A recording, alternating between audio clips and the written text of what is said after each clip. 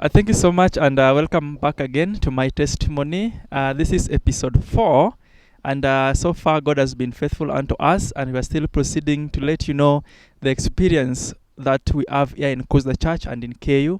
As usual, this show tries to bring you the life experience of public campus students as we try to work with God and at the same time pursue our studies here. And joining me for this episode 4 is my brother, Alex Okechi. Alex is a Kuzderian and has been here for a long time. And karibu sana, my brother. Thank you so much, Elder, for this warm invite into this production. Actually, for the first time when I saw this production, it was very nice for me. I was so glad to see such a kind of innovation being implemented in our church, Kuzda, especially during your tenure as a leader, the first leader, elder in Kuzda. And I'm very glad today as well to be invited to be your guest. Wow. I hope we shall be having a lot to discuss. Sure. And I also believe that the viewers who are watching us live as well, they will be helped in one way or another as we discuss some cardinal matters in this episode. Wow. Thank you so much, Brother Alex, and I'm so glad to have you on board. Thank you so much. much. And today you want to discuss a little bit about the stress, anxiety, depression, and all these things surrounding the students, those who are in the church. You know, sometimes people think that if you go to church, things like stress and depression doesn't cover you or doesn't affect you. But before we go that into deep, we want to first, as usual, understand who is Alex. What is the testimony behind you? How did you meet Christ? How has your walk with Christ been this far? So maybe we can start off like, who is Alex? Thank you so much, Elder. Immediately you mentioned the stress, anxiety, and depression. I just felt to kick off the discussion, but because of the guidance that you give them as well, I would like to introduce myself so that the viewers can know who I am. By name, I'm Alex Okechi Moses. I come from Kisii County. I'm a student of the University of Kenyatta, and I'm very glad to be a bona fide student of this university because it is a great university, it's a good institution, and actually it's a platform whereby I have grown socially. I have managed to find skills to enable me think of my economy stability. As well, within the institution of Kenyatta University, there is now an avenue, an abode where my spiritual standards have been set. That is the Kuzda Church, and that is where I really find grace and joy when I see this institution. So in a summary, maybe Elder, maybe to give a brief about my experience around, just before I speak about something about my spiritual life. As a normal student as well, you see there are some experiences that you will encounter in campus. Sure. Regardless if you're a Christian or you're just a casual person. There are some normal experience that you will have to encounter in campus.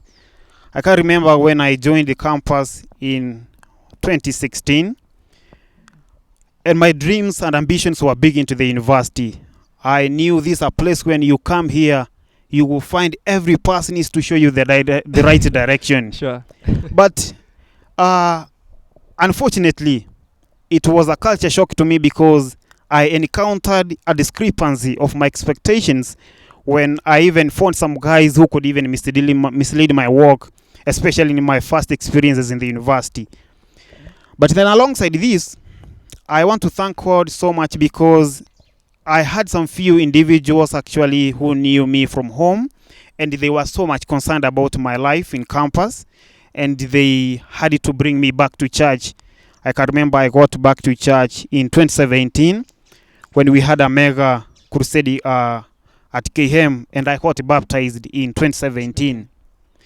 And from there, henceforth, I think I have been in church, not because I now decided to be there. It's because God now saw it fit for me to be used in his church.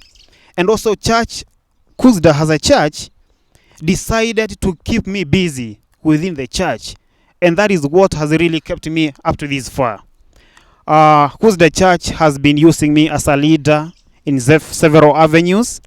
I have served as my first leadership position I had in Great Hope as my ministry. I served as a spiritual leader. Sure. I can remember, and at that time you were even a secretary. Yeah, sure. I was serving as a secretary. Yes, but we thank God how far we have come to this end. Yeah, sure. From there, I think I've been serving in Great Hope for a spiritual leader for 3 years. I have served in the church as a prayer ministry coordinator, also for another one good academic here. And to this far, one thing that I can be proud about, especially when I get out of Kenyatta University, I am very sure that I'm a leader. I'm someone, if given any position outside there, I am able to perform my roles to the expectations, especially because of the roles, the skills that I have gained from Kenyatta University. Yeah. So another experience that maybe I could like to share with those who could be watching this episode, Yeah. it's about the temptations that especially comes in the university. There are several temptations that comes when you join campus and even when you're still a continuing student. Sure. Unless you're very keen, you're gonna lose your path. For example, with me, I engaged myself in several bad things. I may not mention them, but then the friends whom I had by that time, they helped me a lot to get back to my life once again. So maybe an encouragement to any person who could be watching us, it's very important when you're in campus, ensure that you have got friends of all kinds. Happen to have a friend from the church, happen to have friends from the clubs that you join, for example, the activities within KU, Yeah. happen to have other friends from even class, because these friends will be taking you to various places. Let us not be limited to only have friends from one zone.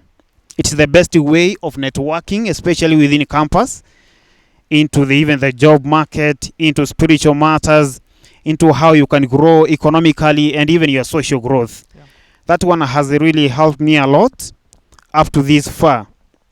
And another thing, would thing I may say about Kuzda Church Elder during my studies within the university, sometimes some of us, we come from families that are subjected to abject poverty. Sure. Sometimes we encounter financial constraints, especially to raise some money for our school fees, even for the upkeep within the university. Sure.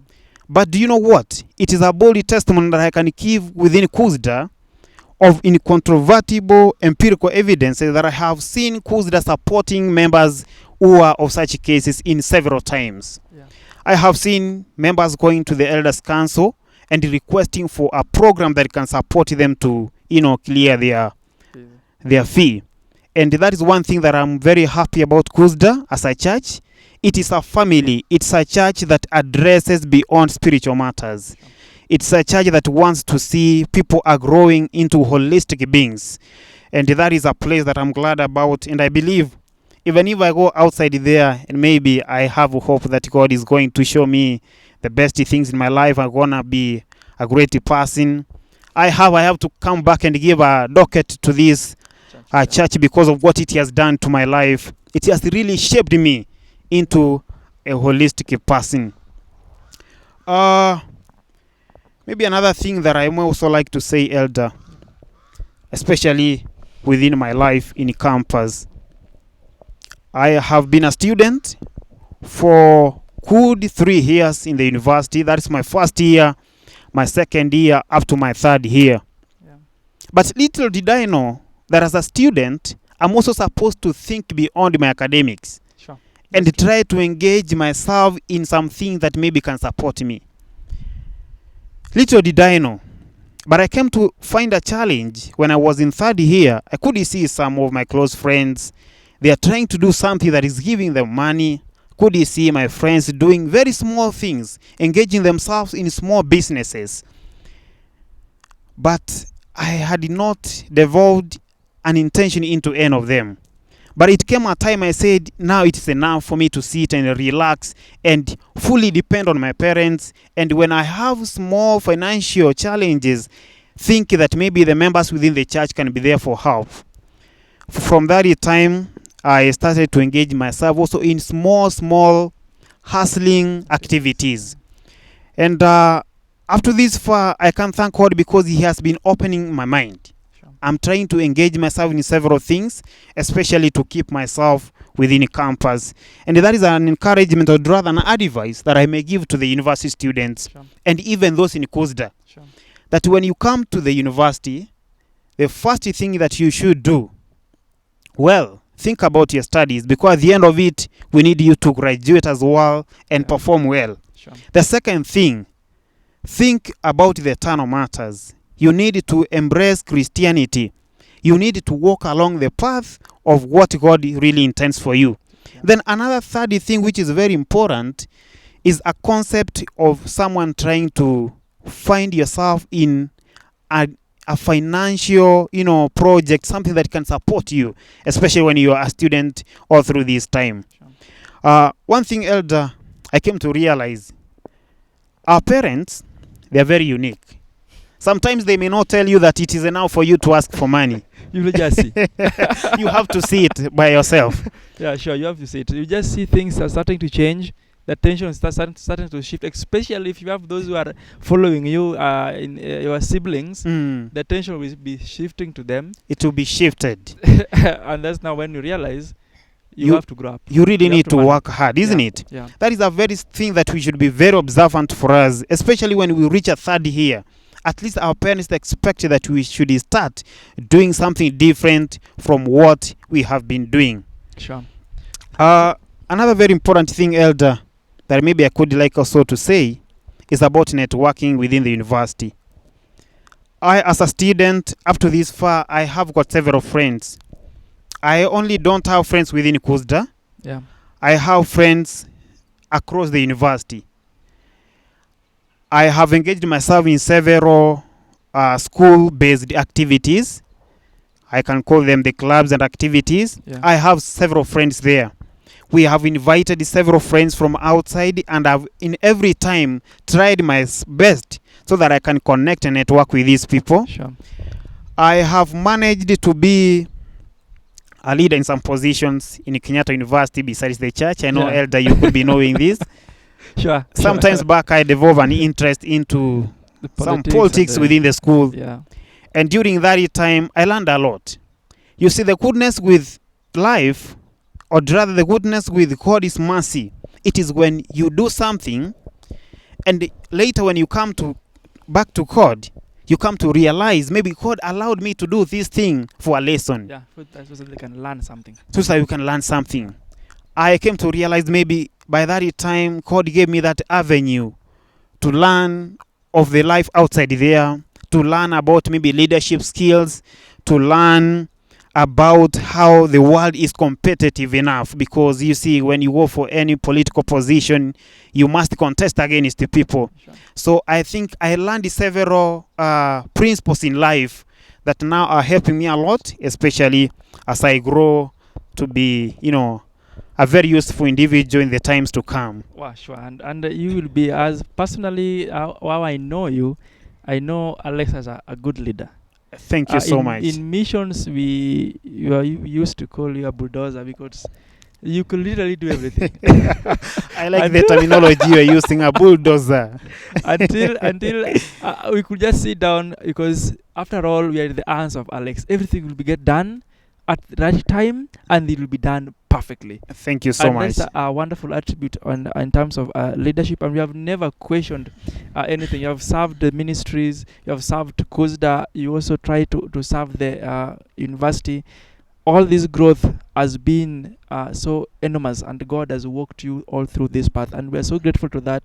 It just shows a picture of what is awaiting you outside there. For sure. Yeah, because we never know, but I tend to believe that the world need good leaders. And it's high time that good leaders, not in the church alone, even in the world, what makes us not to be those people who will lead our country, our counties, all these leadership position, rather than for us crying, oh, they are corrupt, they are done. Us who have the good values, God is also calling upon us that, even the leadership in the Bible, they were leading nations, the likes of David and the kings of Israel. They were political leaders, Sure. but God was He was with them. And it is a journey, and I It's wish you all the best. I know that when you get out of the Costa, you're going to be a great leader. That is very true, Elder. Because let me just flash a very simple concept. It's not a theory, but it's a principle that is applied by several guys who have developed some, let me call them theoretical concepts, actually. A guy ever said that there are 4 major dimensions that are very important for a person to be defined, to be whole, to be complete. Yeah. One of them is the spiritual aspect. For a person to be complete, you need to have a spiritual growth. You have to believe in something. But that is not only enough. There are also other things that will make you to be complete. Sure. Because we all accept we live in a society. So another second thing is a social aspect. That as you grow spiritually, you need to grow socially. Yeah. Is it? Sure. Another third thing is about a physical growth.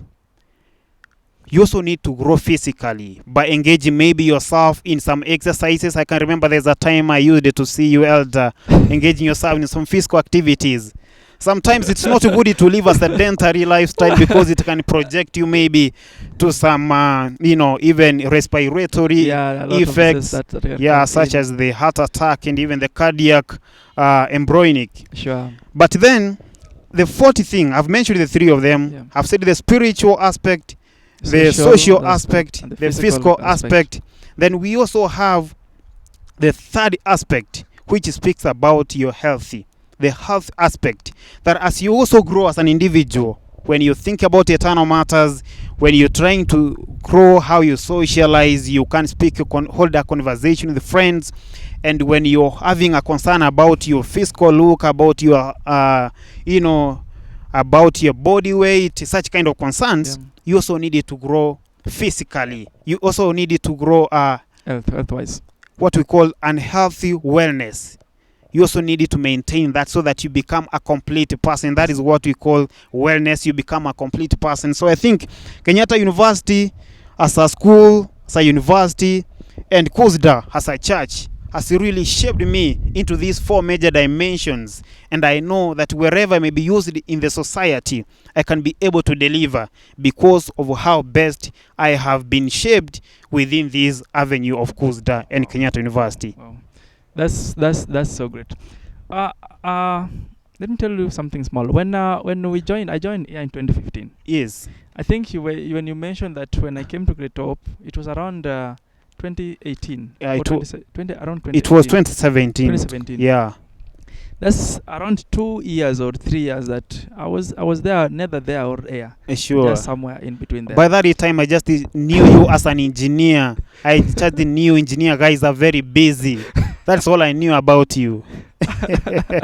No, I decided to take the back bench. But what I want to relate is your first year in the institution. You say you came here in 2016.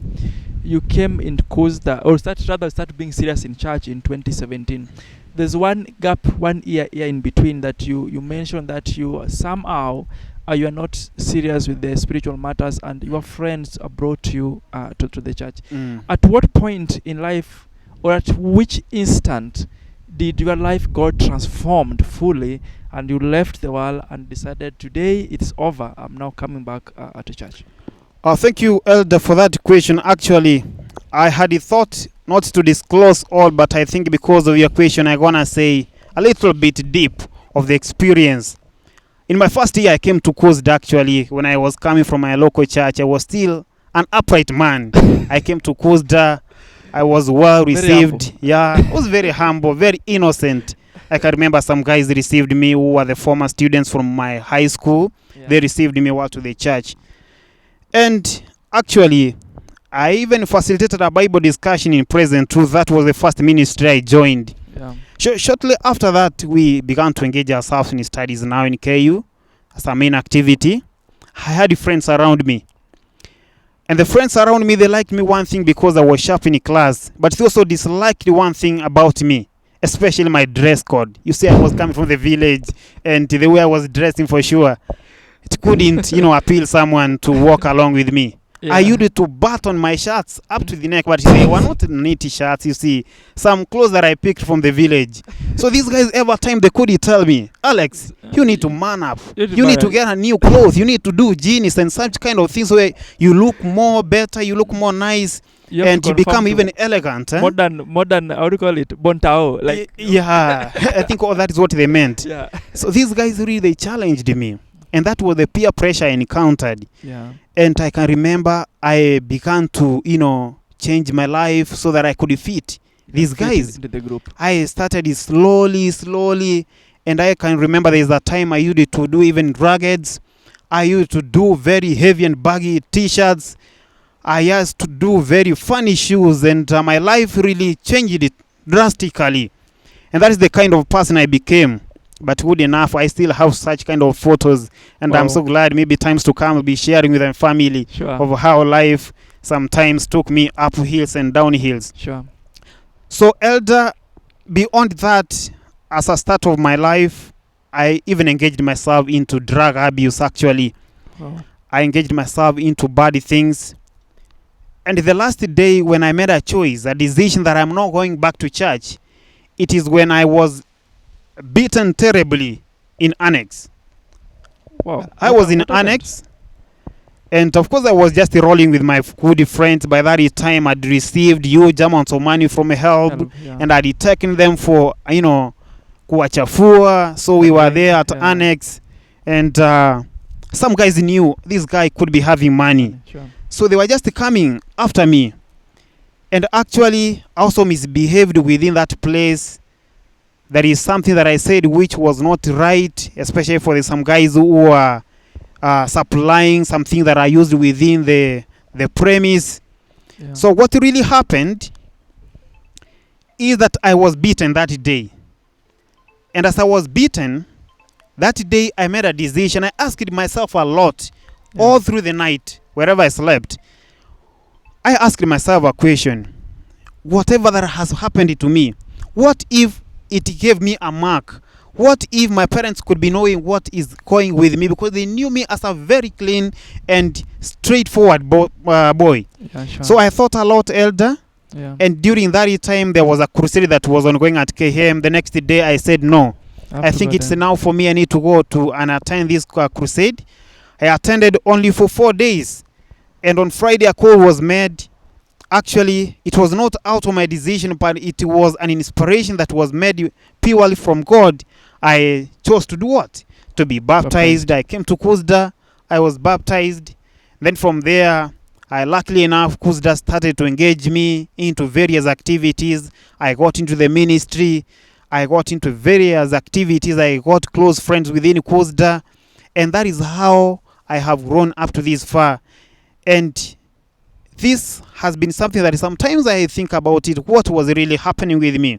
But you see, Elder, you can't blame yourself. Sure. It's the nature of life. Sure. It's the nature of life. You can't blame yourself. It's the nature of life, unless, luckily enough, few people can go through the campus without encountering such kind of maybe challenges. Sure. But with me, whatever that happened, I learned a lot. It is something that has given me a positive attitude when I even see people coming to Kuzda maybe with a unique dressing code. Yeah. When, for example, I see a person coming to Kuzda today and tomorrow I find them maybe doing some other funny things within KM or another place. Sure. It has given me a positive attitude to these people, because I know one time, in the fullest of time, when God intends, these people will still come back to Him and will serve Him. Sure. So I think it has helped me to have, a mind that is free of stereotyping people, because I know, regardless of any life, at the end of it, God will have to bring you back into His mission. Wow. Yes. Wow. Where God has brought you from is marvelous. Thank you. If you received your salvation after the beating, the beating was worth it. I can say. Because it was worth every it. person can attest that the Alex we know in Kuzda has served Kuzda to fullness of his ability. and whatever happen so that you can come back to church. Mm. We really thank God, and the life that is ahead of you, I know is gonna be great. And Yeah. at his own time, you know, God is a rewarder, and Sure. He rewards his people. He rewards people. He rewards his people. For sure. So before we move in now to talk about a little bit of your profession, I came to know more about you in the missions, especially handling the spiritual department in the missions, and your style of leadership. Might be different, but is a style of a leadership that brings results. To those who are now joining Kuzda or desires to be in leadership positions, if there's one thing that I've learned from you is that you selflessly serve. What advice can you give to these people who or desire to serve? Paul says that if you desire to hold an office of a service, is a good desire, but what awaits you there is what far much important. Thank you so much, Elder. That's a very good question. As a leader, I have learned some few things alongside my leadership, and I have something that I can tell any person who desires to be a leader. One secret that I always use as a leader that enables me to perform my tasks in time, even when I'm a leader in charge of a certain council, or rather, let me say, when even I'm a departmental leader, I don't always wait to start things from the ground when we hold a meeting. Yeah. For example, I know we have something to plan, and I call a meeting when we sit. That is when we start from scratch. That is something that I've not been doing for quite a long period of time.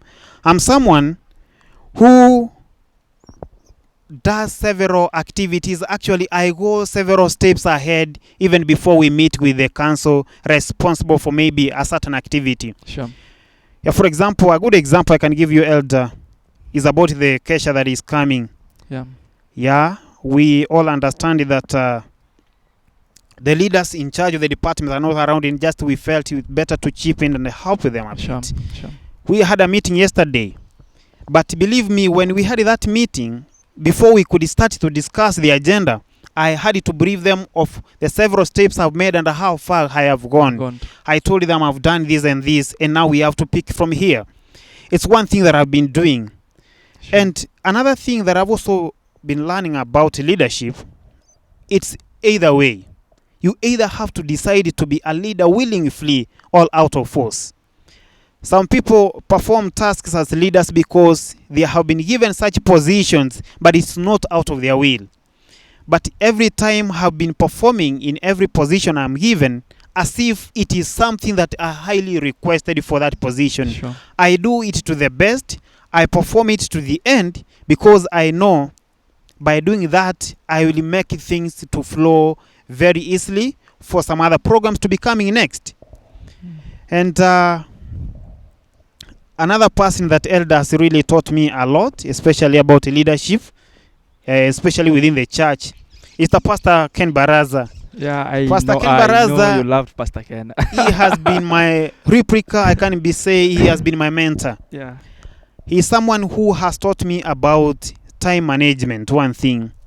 He's someone who has taught me about on how you can have a flow of whatever that you're doing, whatever that you're discussing to people, whatever that you're presenting.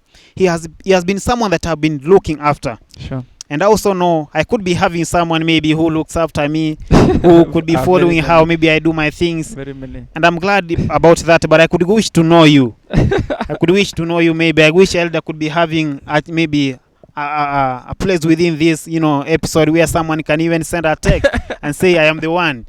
But maybe that will be done with the times. Sure. If you're watching this and you like you love the leadership of Alex, I know many of us silently loves and have especially I've borrowed some ideas from that. In the comment section, just mention it. Just mention it. Yes. And Alex will go through them and read, and it will be have that morale to continue working for God with that same zeal. So, Alex, as we now transition to the tail end of this conversation, I know there's so many things we can talk about, so many.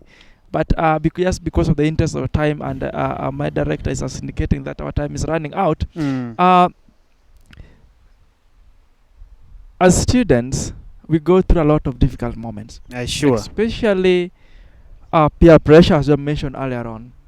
We have inadequate finances or support from parents, of which maybe we are coming from families that are in state of financial difficulties. And all these pressures of life, academics is also coming in, and you cannot settle and study. You get a supplementary, you get a retake. The pressure is building. You find someone is suffering from depression. Someone is having too much stress. There's also an anxiety. Maybe to our viewers, first of all, professionally, you deal with this, and you're a professional psychologist. So I'm talking here with a professional, not just a quack. So first of all, what is depression? What is anxiety? What is stress? And how can we know if someone's suffering from all this? Thank you so much, Elder. I think early in my introduction I failed to say anything about my profession, but Elder has made a flash over the same. I have a high interest in psychology even when I'm still taking it. Sure. I wish still more knowledge could be coming to me even when I'm asleep, because it is something that I really love and I have passion about it. Yeah. That is why I like engaging myself in such kind of discussions.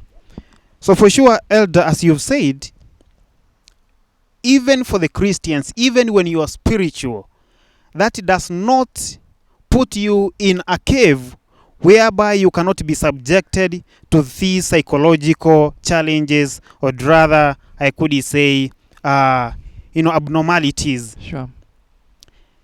One thing that we have to take out of this talk is that no one is immune of either stress, no one is immune of anxiety, no one is immune of depression. Sure. It's a universal thing that every person can encounter, and especially with the contemporary society that we are living in, you can see with it is competitiveness, with the nature of its consumerism. Actually, it has provided what you can say, it has subjected people into positions where they can be facing these kind of challenges. But maybe to be very brief, Elder, Yeah, sure. stress, maybe to define it in a very simple way that someone can understand it, it's just a way of maybe reacting or rather responding to any stimuli that can come before you. That is simply what we call stress. As we are sitting here, Elder, if you just see a snake moving just across here, your body will respond. Sure. And the same thing is what happens with the stress. So stress is our body's response to the external stimuli that may happen to trigger the body's normal coping mechanisms. And now the body intends to also find other mechanisms so that it can curb the enemy, or rather it can fight the stimuli. You see? Yes. But then, another good thing we should realize with the stress, in most of the times, stress is not necessarily a negative phenomenon, because it's our body's response. If you see a snake, you will have to run. Yeah. If you see fire, you will have to withdraw your hand. Yeah. So it is not necessarily a negative phenomenon, but it becomes a negative phenomenon when it goes beyond levels of which your body can cope with it. That is now when it becomes very toxic to your body. Yeah. That is when now that is stress can lead into more other dangerous positions, or rather cases such as anxiety.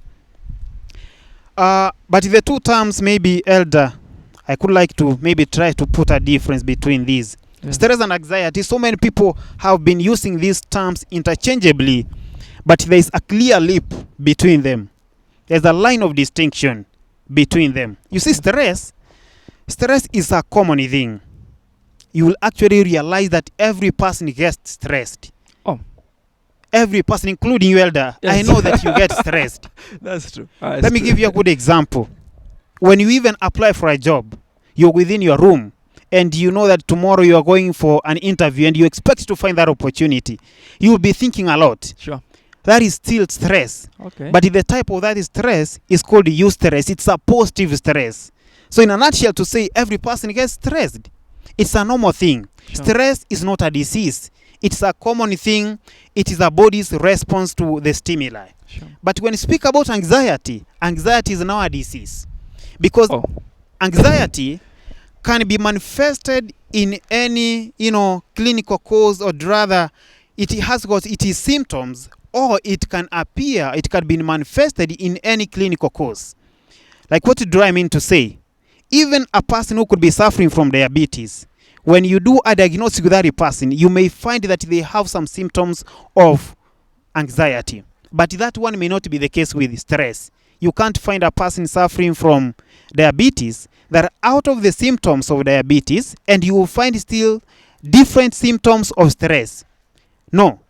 That is why an individual called Hans Seil, he was a student in the University of Prague. He writes something around the year 1930 and says that every person who could be suffering from stress, not stress, but every person who is sick is associated with signs and symptoms of lack of appetite, loss of weight, and such kind of things. And these things are very common, elder. People are suffering from stress. People are suffering from what? From anxiety. Now, to bad positions is even when someone is subjected to depression. You see, now depression, to define it, it is when someone is subjected to high levels of sadness that are unbearable. Someone suffers sadness that is beyond the levels that your body can cope with it. Actually, it grows as a result of sadness, but when it goes beyond the levels which your body can bear with it, now you suffer from what we call depression. And one thing that we need to be very clear, elder, especially within our church, not because I'm saying, or within the churches generally. Sure. Matters of depression, matters of stress, and matters of anxiety have been given little attention. Sure. For sure, within our churches we have the elders, within our churches we have the pastors. But all these people can give spiritual counseling, but they may not be in a position to give what we may call therapies that are worthy to ameliorate someone from such kind of challenges such as stress, anxiety, and depression. Sure. These kind of things needs a specialist. They need a psychiatrist. They need a psychologist. They need a mental health provider who can be able to find a way to bring down such kind of challenges. Maybe with you as an elder in charge, I know maybe you can be thinking a lot on what we can do maybe to our church so that we can have an attention to this. And one thing maybe elder can tell you alongside this discussion, especially within the church, Christians may suffer from stress. They may suffer from stress, from anxiety, and even depression. But they don't open up. Sure. Because they think if they come to an elder and tell them that I'm suffering from depression, an elder gonna ask them, where's your faith? They think alongside such kind of contours because they think someone will feel these people are not spiritual. If you have faith, if you're spiritual, you should not be having depression. Yeah, actually that is what they think alongside it. But this is very wrong. We have to bring it down, such kind of a thought. These are very common thing. It's a universal encounter. Actually, we are living in a society whereby stress, anxiety, and depression have become the integral parts of our life. Wow. And what if? How can you know that someone is suffering from depression? What are some of the signs? Yes, the signs. Yeah, that's also a very clear line or rather boundary that can help you to know someone suffering from stress, someone is suffering from depression. But the depressive people, in most of the times, you will find them trying to have a lonely culture of life. When I say lonely, this does not mean that these people are not living with the people. They could be even in church, but they want to have their own life. They want to perform their activities alone. And in most of the time, such kind of people, You also find them that they do not want to speak a lot. They are very silent. Yeah. You could be thinking they are thinking deep maybe about their future, but they are trying to think what has happened behind, or rather they are trying to have some bizarre feature images within their mind. They are even trying to think about imminent death. You see, when you're depressed, there are some bad thing that happens within your brain, within your mind. You can even see your family, friends are going to die. You can see war coming along. Sure. And another common feature, or rather characteristic of a person is suffering from depression, this kind of people, they lose their memory.